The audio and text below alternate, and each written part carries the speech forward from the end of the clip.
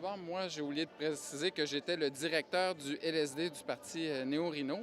Et c'est à ce titre que je suis ici, donc en tant que représentant du parti, non seulement en tant que candidat, parce que notre parti a comme première fonction de ramener la culture justement sur le premier plan.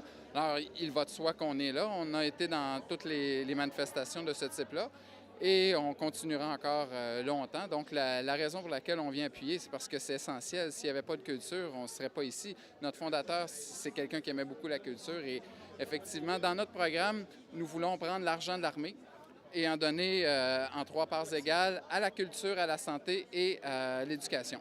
Donc, nécessairement, si c'est un tiers de nos ambitions, c'est normal qu'on soit ici pour les appuyer. Voilà, merci. Ouais, mon commentaire irait tout à fait dans la lignée de Jean-Patrick ici. Seulement, la petite différence qu'on va aussi abolir tous les paradis fiscaux pour redonner ça.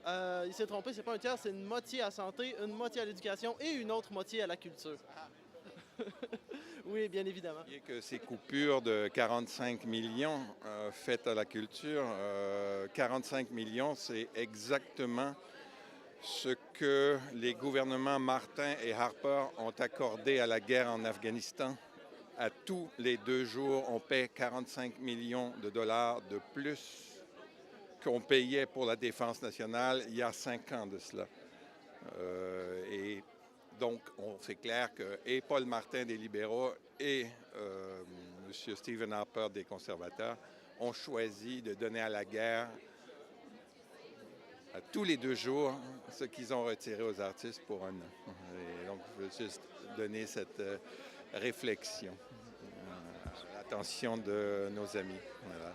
Ben, j'ai plusieurs connaissances qui font partie du show et c'est quand même un sujet qui me tient à cœur puisque j'ai étudié en art, je suis artiste maquilleuse et donc ma job en dépend, si on veut, d'une certaine manière. Alors pour moi, c'est super important d'être ici puis d'appuyer puis de contester un peu ce qui s'est passé. Je suis ici pour supporter le mouvement des artistes qui sont venus se prononcer en grand nombre pour la culture et contre les coupures, bien sûr. Un super beau ralliement dans un club soda bondé de monde. C'est vraiment très intéressant de voir tout ça. C'est triste, par contre, de voir qu'il faut des coupures si drastiques, un événement si malheureux pour que les gens se mobilisent. Mais bon, parfois, c'est comme ça.